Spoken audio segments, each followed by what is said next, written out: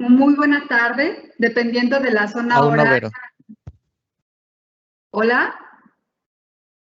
¿Qué tal? Muy buen día o muy buena tarde, dependiendo de la zona horaria del lugar desde donde nos acompañan y esperando se encuentren todos muy bien y con salud. Les saludo con gusto y les doy la más cordial bienvenida al webinario sobre la literatura centroamericana y las mujeres, que con motivo de la celebración del bicentenario de la independencia de Centroamérica se realiza en el marco de las actividades de la Semana Cultural de la Organización Centroamericana y del Caribe de Entidades Fiscalizadoras Superiores de la OCES. Inicio, permítanme presentar al licenciado David Rogelio Colmenares Páramo, Auditor Superior de la Federación de México y coordinador de la Comisión de Incremento de Capacidades de OCES. Señor Auditor Superior, le dejo el uso de la voz. Muchas gracias.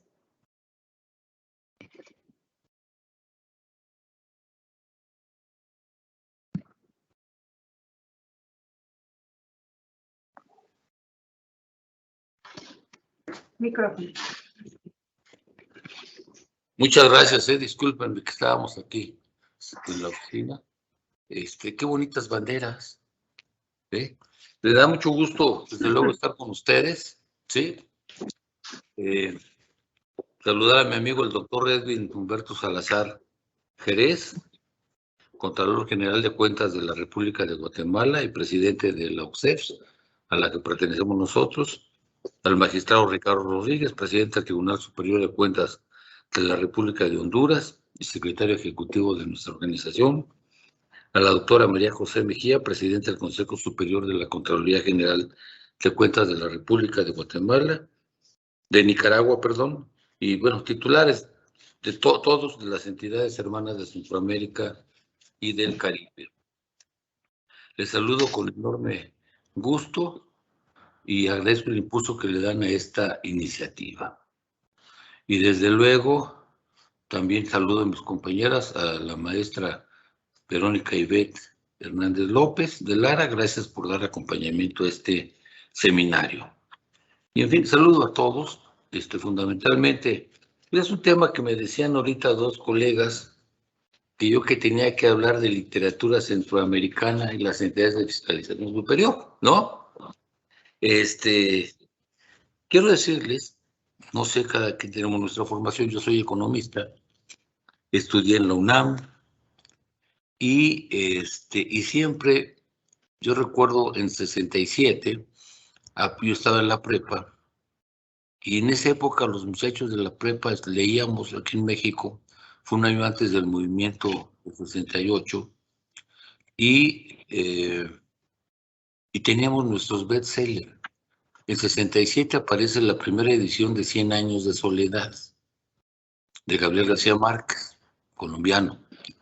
Y aparece la primera edición de un libro para mí icónico, que se llama Rayuela, de Julio Cortázar, escritor también sudamericano argentino. Cuando me caso, la primera vez, me acuerdo que en la luna de miel me llevé un libro del padre Ernesto Cardenal, que se llamaba En Cuba. Y este señor era jesuita, se dedicó a poner un taller en Nicaragua que se llamaba Solentiname, era una isla, donde descubría jóvenes poetas pues, de su país, de Nicaragua, pero antes había estado en Cuba y en su libro, era de Editorial Era, hablaba mucho de los poetas cubanos jóvenes. Es como hoy en mi tierra, que es Oaxaca, en México, lo más novedoso son la gran cantidad de pintores jóvenes, y también, pero jóvenes que han surgido obviamente de las enseñanzas de sus maestros, como el maestro Toledo. Y recordamos textos de Sergio Ramírez Mercado, ¿sí? En Nicaragua, particularmente recuerdo sus textos. Él sigue publicando, lo que estoy al tanto. Y lo que yo pedía era, pues tengo que conocer más a los escritores centroamericanos.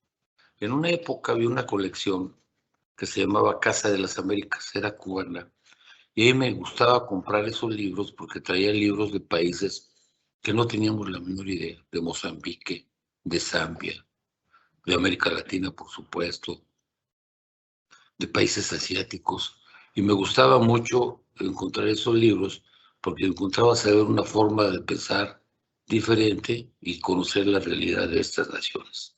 Yo creo que Centroamérica tiene una gran riqueza, tiene buenas universidades, tiene buenos funcionarios y son pues, los países más cercanos a nosotros en tanto a cultura, en cuanto a tradiciones, hasta en la cuestión alimentaria, ¿no? Gastronómica. Y hemos encontrado con la UCES una gran identidad.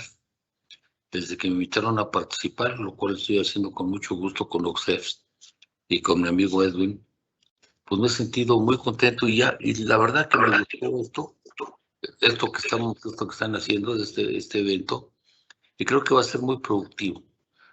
Nosotros acá procuraremos difundir, ya me hicieron una relación de jóvenes escritores nuevos de Centroamérica para tratar de difundir su lectura entre nosotros y conocerlos con mayor amplitud. Yo creo que es una gran idea que hayan hecho este evento y pronto los invitaremos. Nosotros estamos trabajando en la idea de hacer un museo de la lucha contra la corrupción en México. Un museo que no nos va a costar mucho dinero porque ahora se pueden hacer las cosas más con imaginación y con eventos de esta naturaleza. Obviamente que hacer una semana cultural es como refrescante para, para nosotros que estamos más ocupados siempre con temas que implican muchas presiones. Tenemos que revisar todo el gasto público. Bueno, México es el único país federal de la OCDE, ¿no? Todos son países unitarios, porque también los países en territorios más grandes generalmente somos federales, somos como 25, 30 en el mundo, no pasamos de eso. Pero obviamente nos abre líneas de comunicación que les aseguro que cuando tengamos ya nuestro museo le dedicaremos por lo menos una salita al tema de la literatura en la región donde somos miembros, en OCEFS y en OLACEFS. Entonces, pues simplemente le digo que debemos sentirnos orgullosos de nuestra cultura, fortalezcamos nuestras instituciones a través del arte de la narrativa y contribuyamos a incrementar el reconocimiento cultural que nos une como entidades de fiscalización superior y como región. Solo les comento, ahorita me acordé ya para despedirme. Hay un escritor griego de cuyo nombre no recuerdo, que empezó a escribir libros cuando la crisis griega con los bancos. Entonces la recuerdo, fue hace como 6, 8 años. Y tiene un libro de uno de estos escritores que al ver que había una gran evasión fiscal en su país, se metió a estudiar y a detectar quiénes los grandes empresarios evasores, las grandes empresas evasoras, y se empezó a secuestrar, y el pago era que pagaran con sus impuestos. Si no pagaban sus impuestos, pues pasaban otras cosas, ¿no? Entonces, para que vean que los temas que nosotros vemos también pueden ser objeto de una expresión literaria. Pues les agradezco, es un honor estar con ustedes y obviamente darles también mi felicitación por estos 200 años primeros de independencia. Muchas gracias. Muchas gracias. Agradecemos de manera muy importante las palabras del señor Auditor Superior de la Federación de México, quien es también coordinador de la Comisión de Incremento de Capacidades de la OCEFS. Muchas gracias por su aporte cultural y su presencia en este día. En esta sesión, la FS de México quiere hacer un homenaje a las entidades hermanas que celebran el bicentenario de su independencia nacional con un tema de nuestros tiempos, el feminismo y la literatura en la región y las FS. María José, muchas gracias por tu presencia y la generosidad de tu contribución. Apreciables colegas, María José Franco Rodríguez es licenciada en Derecho por la Facultad de Derecho y maestra en Derecho por la División de Estudios de Posgrado, Facultad de Derecho, estudios realizados en la Universidad Nacional Autónoma de México. Cursa además una maestría en Juicio Oral y Proceso Penal Acusatorio en el Instituto Nacional de Ciencias Penales, en convenio con la Auditoría Superior de la Federación. Es moderadora certificada del INTOSAIT. Tiene un diploma de postítulo, El Estado de Derecho del siglo XXI, Administración, Justicia y Derechos Humanos, otorgado por la Facultad de Derecho de la Universidad de Chile, el Heidelberg Center para América Latina y la California Western School of Law, con la colaboración del Instituto de Investigaciones Jurídicas de la UNAM. Además de un diplomado de aplicación práctica de modelos de prevención, atención y sanción de la violencia contra las mujeres, otorgado por el Instituto de Investigaciones Jurídicas de la UNAM y el Consejo Nacional de Ciencia y Tecnología. Es un vasto currículum, por lo que es mejor escucharla de viva voz. María José, es un enorme gusto contar con tu presencia en este acto emblemático de la FS. Muchas gracias por acompañarnos y te dejo el uso de la palabra. Muchas gracias, Verónica, por tu amable presentación. Muchas gracias, señor auditor, por sus palabras hacia la comunidad OCSEFS. Muchas gracias y buenos días y buenas tardes a todas y a todos.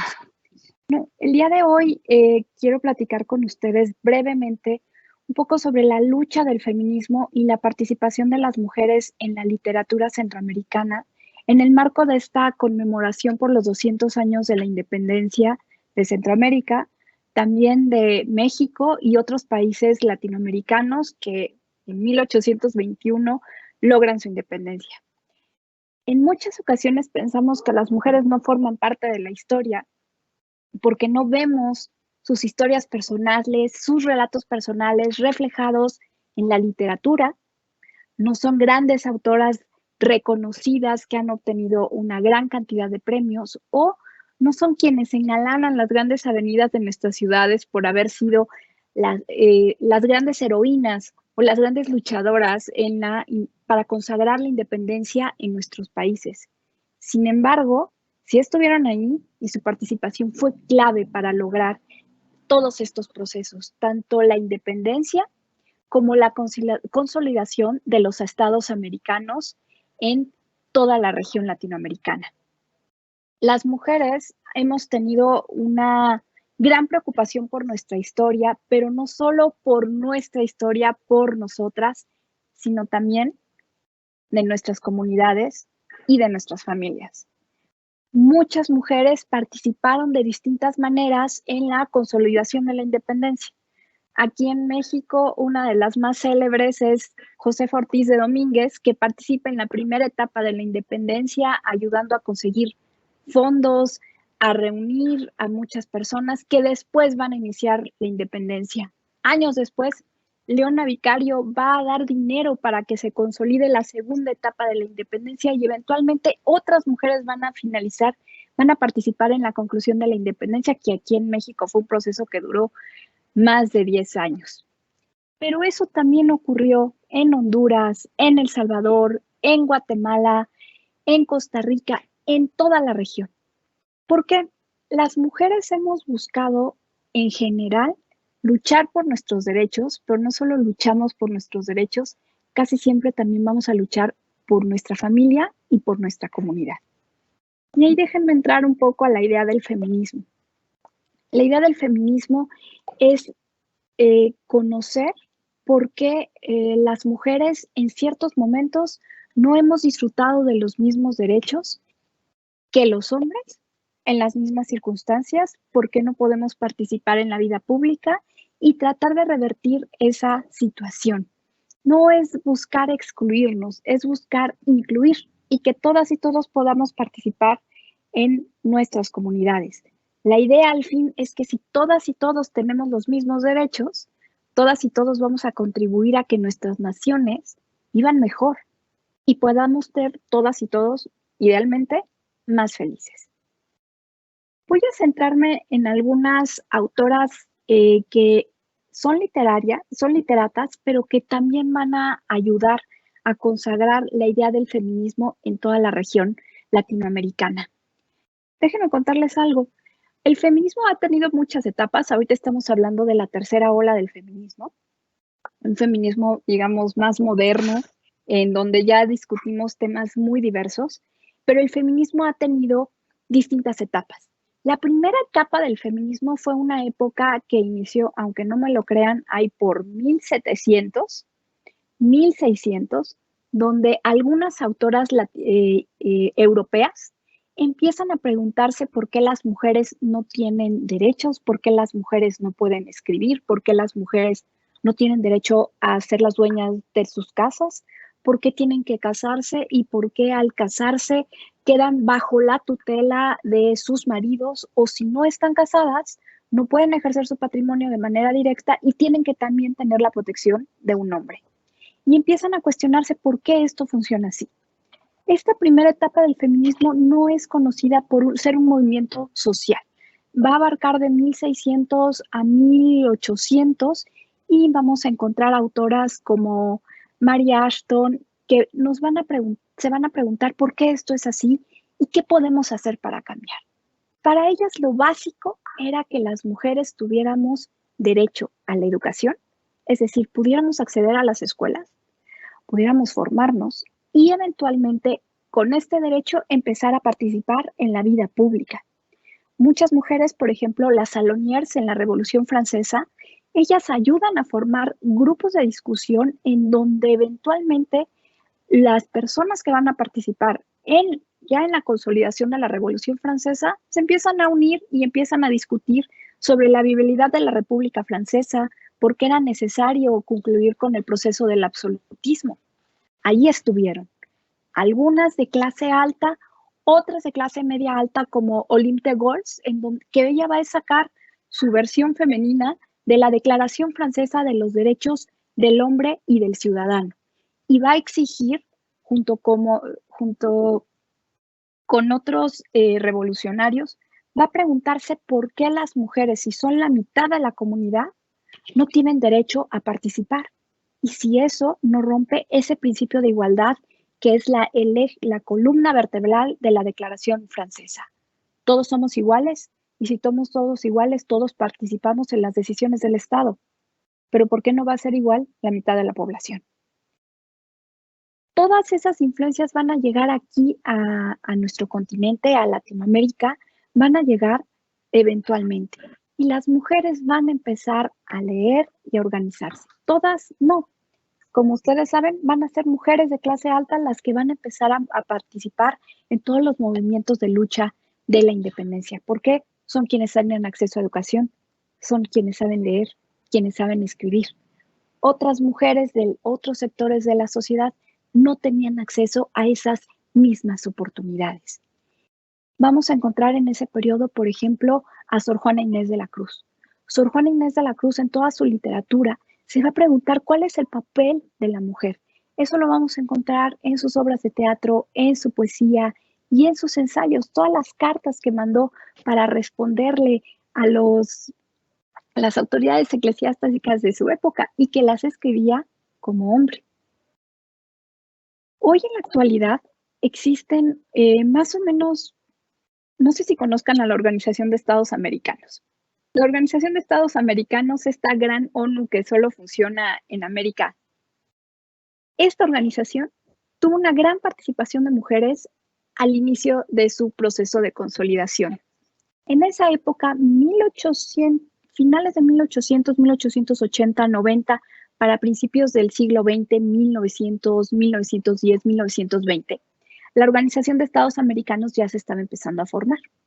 Y en esa época, al mismo tiempo, está la segunda ola del feminismo, las sufragistas.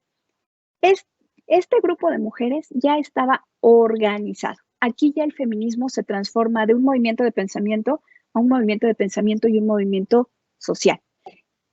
En Europa, en Estados Unidos y también aquí en América Latina, que a veces se cree que estas mujeres no existían y que no participaron y que el feminismo es europeo o de Estados Unidos. No, aquí también estuvieron. Cuando fue la 5ª conferencia interamericana, que fue en La Habana, se organizaron, formaron un grupo y se fueron a hacer un plantón afuera de donde se estaba llevando a cabo las reuniones de la conferencia interamericana para exigir que los derechos de las mujeres fueran considerados en la agenda de discusión y que se integrara lo que hoy es la Comisión Interamericana de Mujeres. Y estuvieron ahí más de 20 días hasta que les dieron voz, pudieron entrar, cabildeando con los embajadores que estaban participando en la reunión, haciendo presión en las calles, entran y lo logran. Eventualmente, unos 5 años después, se va a consolidar el proyecto de la Comisión Interamericana de Mujeres y va a formar parte de los órganos de la Conferencia Interamericana y hoy de la Organización de Estados Americanos.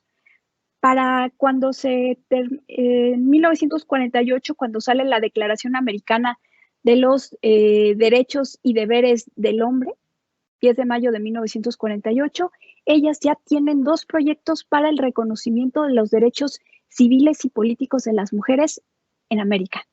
Y eventualmente el trabajo de la comisión ha logrado que se adopten una serie de legislaciones a nivel nacional reconociendo el derecho a la igualdad, la participación política de las mujeres y protegiendo otros derechos como el derecho a una vida libre de violencia. ¿Okay? Esto, digamos, sería como nuestra voz en la participación política. Pero en más o menos en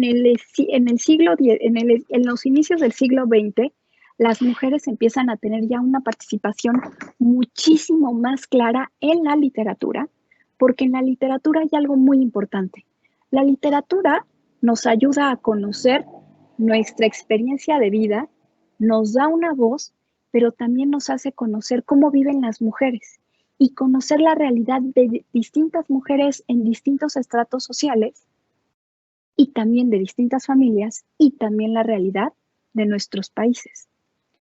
Les voy a hablar de algunas autoras que seguramente ustedes conocen y que son muy importantes para el feminismo en nuestra región latinoamericana, sobre todo porque digamos que lo que escriben en sus poemas, lo que escriben en sus ensayos, lo que escriben en sus crónicas, lo que escriben en sus novelas, nos hace conocer la experiencia de las mujeres, pero también nos va a ayudar a conocer esta experiencia que después se va a trasladar como la voz pública para la búsqueda de derechos y de la participación de las mujeres.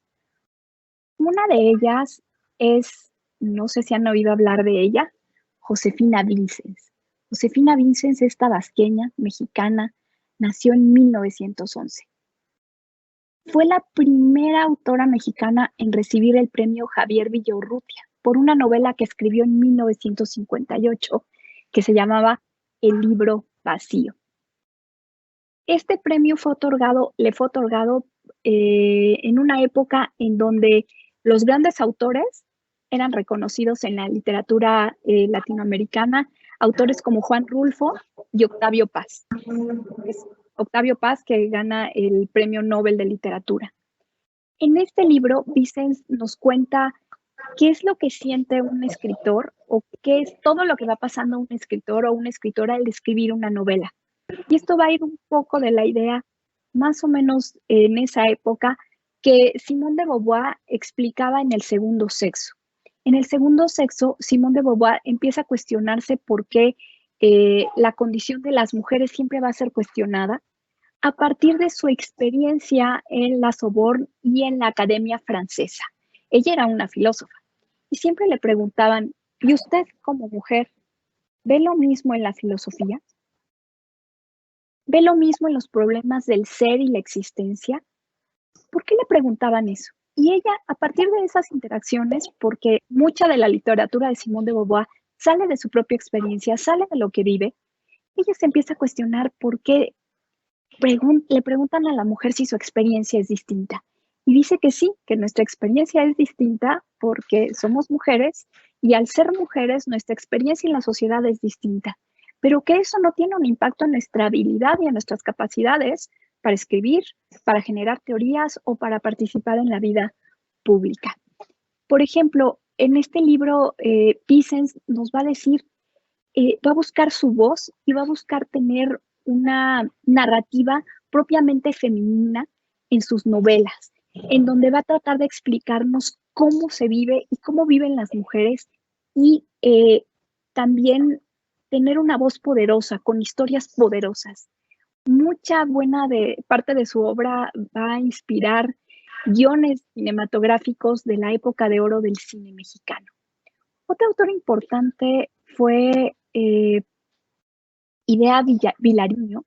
Idea Vilariño fue ensayista, fue poeta, ella es uruguaya, pertenece a la generación del 45. Muchas de sus obras van a ser traducidas por la Universidad de la República del Uruguay. Ella incluso traduce a Shakespeare, a sus obras de teatro, y en sus poemas de amor nos muestra una historia de amor con gran pasión que va a culminar en otro libro que va a hablar sobre las indecisiones y el problema de las mujeres en sus, digamos, relaciones de desamor y cuál es su posición en la vida desde esta postura. Otra autora muy importante aquí en México, porque fue filósofa, porque fue periodista y porque su influencia es innegable en las nuevas autoras, al menos aquí en México y en toda la región latinoamericana, fue Rosario Castellanos. Rosario Castellanos, chiapaneca, nacida en 1925, fue maestra de filosofía en la UNAM, escribió grandes obras de poesía, grandes novelas, y escribió también obras de teatro, y en muchas de sus obras también se va a preocupar por la posición de la mujer. ¿Cuál es su posición en su familia? ¿Cuál es su posición en la sociedad? Pero también en muchas de sus obras se va a preguntar por qué la posición de ciertas mujeres es distinta respecto de las otras. Por ejemplo, lo que ella ve en Chiapas con las mujeres indígenas. Al también ser periodista, su obra va a estar expuesta y va a ser conocida por muchas mujeres y va a discutir temas claramente feministas en obras como Lección de Cocina y El Eterno Femenino. Ahí aborda el tema de la mujer, desarrolla principios feministas, si bien no es, digamos, una teórica del feminismo, sí su obra es muy importante por las cuestiones que va a abordar, además porque ella es filósofa y ello nos va a dar otros elementos distintos. Como saben, pues ella incluso fue embajadora de México en Israel y va a fallecer en 1974 en la ciudad de Tel Aviv a causa de un accidente. Otra autora muy importante es Alejandra Pizarnik. Alejandra fue también una de las voces más representativas de las generaciones de los 60s y es considerada como una de las poetas líricas y surrealistas más importantes de Argentina. Publicó varios libros, incluso publicó libros en Francia, gracias a la Universidad de la Sorbona, y de hecho su lenguaje, ella va a buscar lo que es la identidad y que va a buscar la identidad de las mujeres y va a buscar responder a la sensación de caos que ella identifica, digamos, en su vida, pero también en la vida de otras mujeres. Otra autora importante y que seguro muchas y muchos de ustedes han escuchado hablar de ella es Isabel Allende. Isabel Allende recibió el Premio Nacional de Literatura de Chile, pero Isabel Allende, además de ser hija de Allende, es una escritora que le ha dado voz a las mujeres latinoamericanas y que ha sido sumamente reconocida, pero es importante esa voz que nos ha dado a partir de su primera gran novela, que es La Casa de los Espíritus, que en esta gran influencia del surrealismo y del realismo latinoamericano, nos explica cómo es el paso de la dictadura en Chile, cómo lo va viviendo ella, pero con una visión de distintas generaciones de mujeres. Y cómo cada una es madre, ve que su hija es detenida y torturada, la visión de la hija, y cómo en medio de todo esto se desarrollan sus relaciones de amor y sus relaciones de familia. pero véanlo también como una búsqueda de darle voz a las mujeres en medio del movimiento de la transición de Allende a que inicia la dictadura en Chile. Y muchos de sus personajes se van a desarrollar en este tipo de ámbitos. Cómo se consolida una sociedad democrática, cómo participan las mujeres, cómo se relacionan entre sí, cómo se relacionan con los hombres, cuáles son sus relaciones amorosas, qué les preocupa, qué les importa. Y ahí también podemos ir viendo. Otra autora, por ejemplo, autora mexicana que tal vez, no sé si la conozcan, es Ángeles Mastretta. Ángeles Mastretta quería estudiar comunicación, pero al final no, y le gustaba la historia, pero tampoco era lo suyo. Y un profesor en la universidad, aquí en la UNAM, en la Facultad de Ciencias Políticas, le dice que lo suyo pues, es escribir cuentos y escribir historias. Y ahí empieza a unir todas sus pasiones de periodista y de historiadora y empieza a sacar sus historias.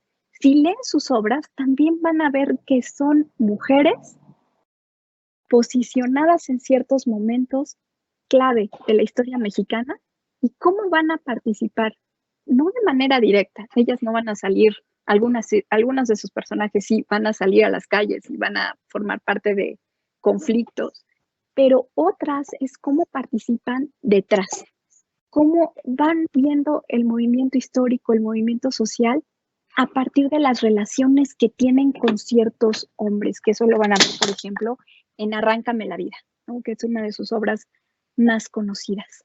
Pero hay otras mujeres importantes que no a todas hemos conocido y que han sido recuperadas gracias a la investigación que desde la literatura y desde la ciencia política y desde la historia del arte, muchas autoras han hecho aquí en Centroamérica y en Latinoamérica para recuperarlas y volver a unir sus obras. Por ejemplo, eso lo vamos a encontrar en las recopilaciones que van a hacer en la Universidad de Salamanca y aquí en la Universidad Nacional Autónoma de México sobre recuperar las poesías de Elena Salamanca y Laura Zabaleta, de Helen Umaña y de Leti Elvir de Honduras, y de Vidaluz Meneses y de Gloria Elena Espinosa de Tercero de Nicaragua. Y recuperar las voces de las mujeres de El Salvador, de Honduras, de Nicaragua, de Guatemala, también es muy importante, porque muchas de las mujeres que van a ser conocidas por su aportación a la literatura, muchas van a ser Argentina, Chile, México. Países que han tenido, digamos, una posición, digamos, una vida literaria más rica, pero más rica porque estamos en contacto con otros mercados de literatura, porque estamos en contacto con editoriales de España, porque hay un gran público, por la cantidad de personas. Pero eso no significa que no haya riqueza en la literatura de otros países. De hecho, gracias a los trabajos de muchas investigadoras de la Facultad de Filosofía y Letras de la UNAM y de otras universidades de la región centroamericana, se han recuperado y se han hecho recopilaciones de autoras que no eran tan conocidas y que también tienen una expresión muy importante desde ver cómo era la vida de las mujeres, mi vida interna, pero también mi vida en la comunidad, mi vida en la familia, para darnos voz. Al final del día que las mujeres lean y escriban, es una experiencia que nos permite conocer la vida de las familias en un momento determinado, la vida de las mujeres en un momento determinado, pero también la vida de nuestras comunidades y la vida de nuestras sociedades. Y saber qué podemos hacer para cambiar, para mejorar y para tener un avance. Por mi parte, sería todo. Les agradezco mucho la invitación. Espero que tengan alguna pregunta o alguna inquietud. Y los invito a leer a las grandes literatas centroamericanas y latinoamericanas. Se van a llevar gratas sorpresas y eso siempre se agradece. Muchísimas gracias. Muchísimas gracias a ti por tan importante disertación.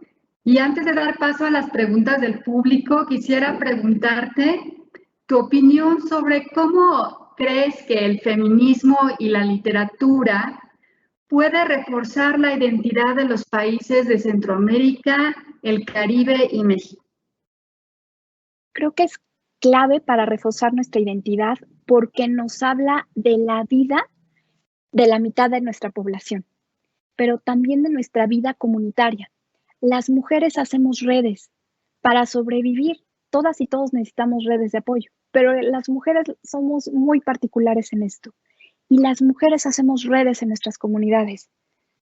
Por ejemplo, ir a lavar al río o ir a lavar en algunas zonas, por ejemplo, en donde había lavaderos comunitarios en muchas ciudades mexicanas y centroamericanas, había lavaderos comunitarios. Ahí generábamos redes, compartíamos información y nos apoyábamos unas a otras. La literatura nos ayuda a conocer las voces de las mujeres y conocer cómo viven en sus familias y conocer la historia de las familias. Y conocer nuestra historia desde mí misma, desde la visión de mi familia y mis relaciones con los demás, me ayuda también a formar mi propia identidad. Es clave para tener nuestra identidad y además es un reconocimiento a la gran riqueza cultural de nuestra región.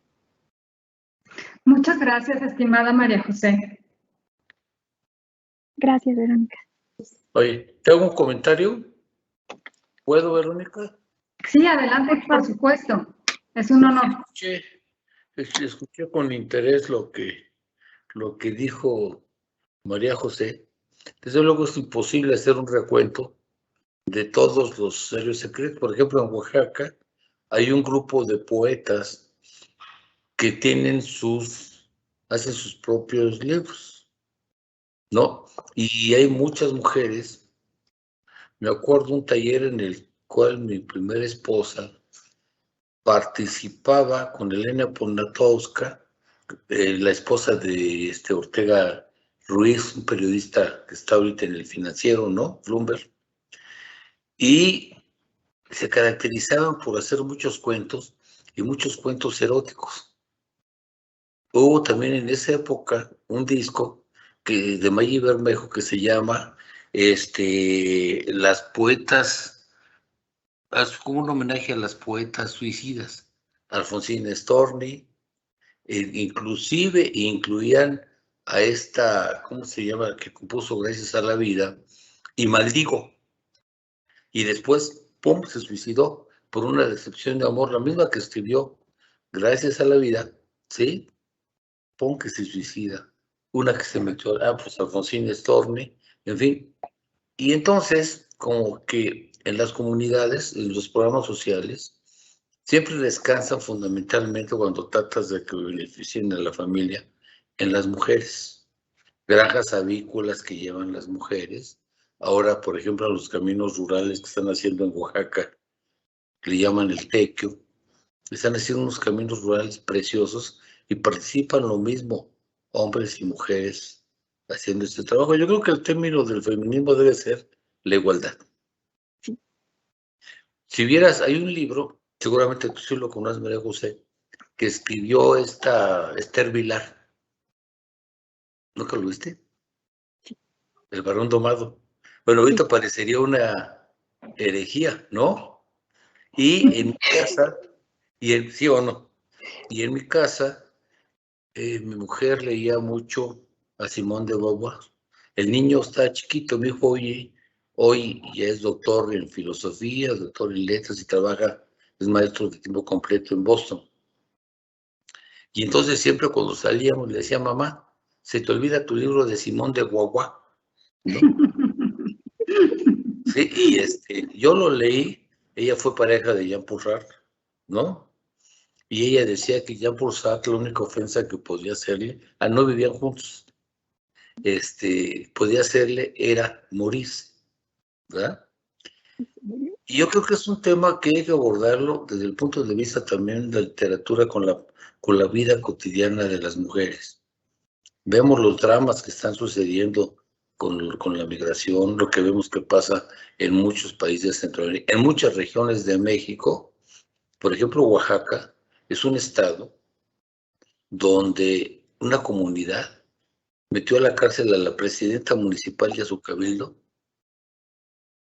Y cuando los entrevistaron en Televisa, recuerdo, ¿por qué? ¿Por qué las detuvieron? Es que a nosotros no nos va a mandar una vieja. Entonces todavía tenemos que trabajar mucho en la cultura de la igualdad. entre todos, ¿no? Hombres, mujeres, y fundamentalmente a lo mejor ya los viejos ya son causa perdida, pero con los jóvenes, con las jovencitas, ¿no? Y yo creo que para eso ayuda la literatura, que las poesías, yo recuerdo que canciones que estaban de moda entre las mujeres de la edad de mi mamá eran Espinita, Celosa, todas aguantando que les ponían esto a las señoras, ¿no? Y lo resistían, era como algo parecido.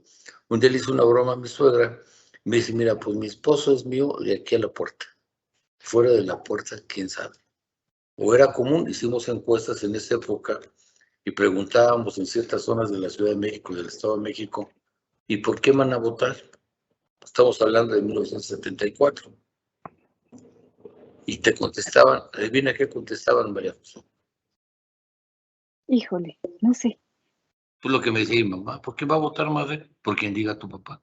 Por diga tu papá. Y creo que ya hemos cambiado, ¿no? Sí. Entonces, perdón si me salí del tema, Verónica, pero No, pues no, es un tema, excelente. suena raro.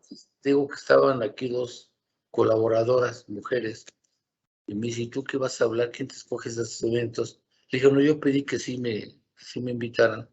Sí. Son temas que me interesan y que me atraen, ¿no? Pues nada más felicitarlas y ahora sí las dejo para ir a otra cosa. Y muchas Muchas gracias. gracias. Muchas gracias a Muchísimas usted. gracias. Y gracias, Verónica, muy bien.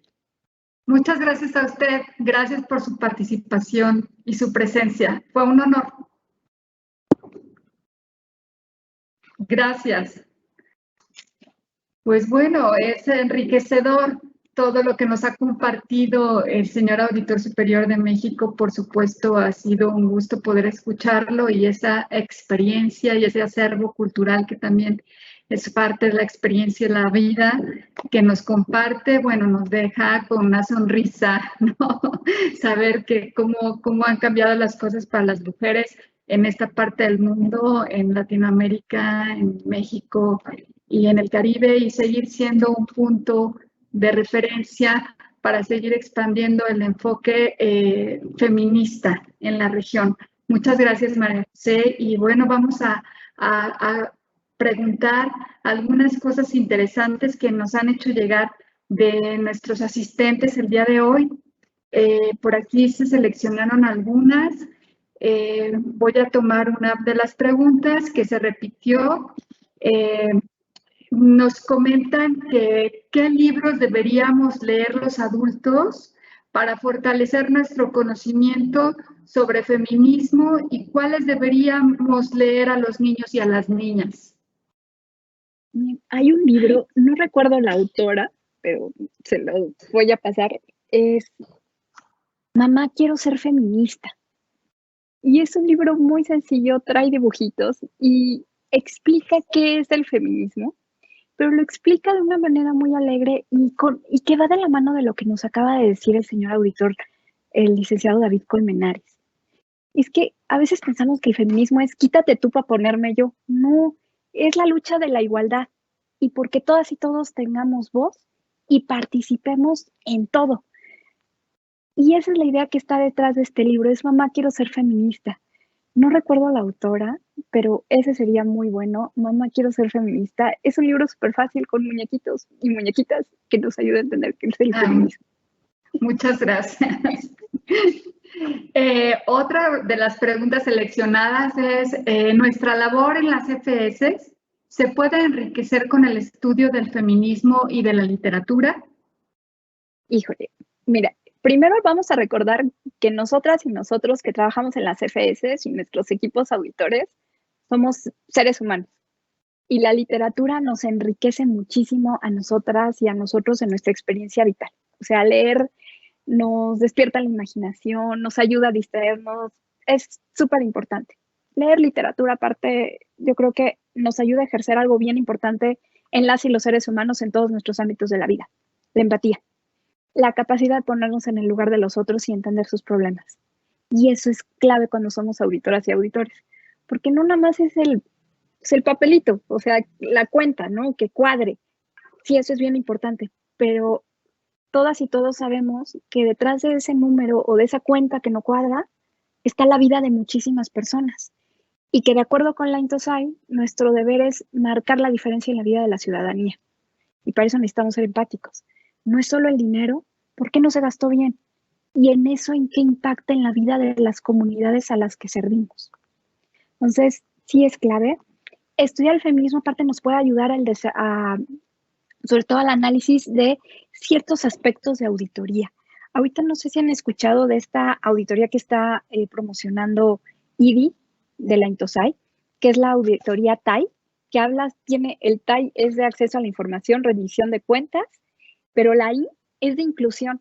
Es decir, este día de la Agenda 2030 de no dejar a nadie atrás, la Agenda 2030 busca eliminar la pobreza, reducir brechas de desigualdad, pero también 50 y 50 hombres y mujeres, ¿no? En la vida pública, en la vida económica, en la educación, en todos los aspectos. Y la teoría del feminismo nos da ciertas herramientas para hacer ciertos análisis, como la perspectiva de género, que nos ayuda a identificar, por ejemplo, brechas cuando estamos hablando de de nuestras auditorías de desempeño a políticas públicas, donde este tipo de herramientas nos ayuda a ver en dónde la política pública está fallando para atender a ciertos sectores de la población que están afectados por brechas de desigualdad o condiciones de vulnerabilidad. Entonces, sí nos ayuda mucho. De hecho, OLACEPS y OCSEPS ya han participado en este tipo de auditorías con la auditoría coordinada que trabajaron hace unos años en materia del ODS para alcanzar la igualdad entre hombres y mujeres. Muchas gracias, María José. Siempre es un gusto escucharte. Tu participación completa el despliegue de las expresiones culturales por las que debemos sentirnos muy orgullosos. Muchas gracias por el conocimiento que nos has transmitido el día de hoy, por la buena voluntad de contribuir en esta iniciativa sui generis de la OCSEPS. Por supuesto, un agradecimiento muy especial al señor Auditor Superior de México. Un privilegio haber contado el día de hoy con su compañía, también por su aportación muy importante en este webinario. Agradecemos a todos, a todas por su presencia y les invitamos el día de mañana a participar en la clausura de la Semana Cultural en OCSEPS con la participación de la EFS de Honduras y Costa Rica. Y para mayor detalle pueden visitar el sitio web de la OCSEPS. En el chat podrán ver la URL y que tengan todos y todas una excelente tarde. Vamos a trabajar por la igualdad. Un excelente día. Un abrazo para todos. Gracias, María José. Gracias, Vero. Gracias a todas y todos. Buen día.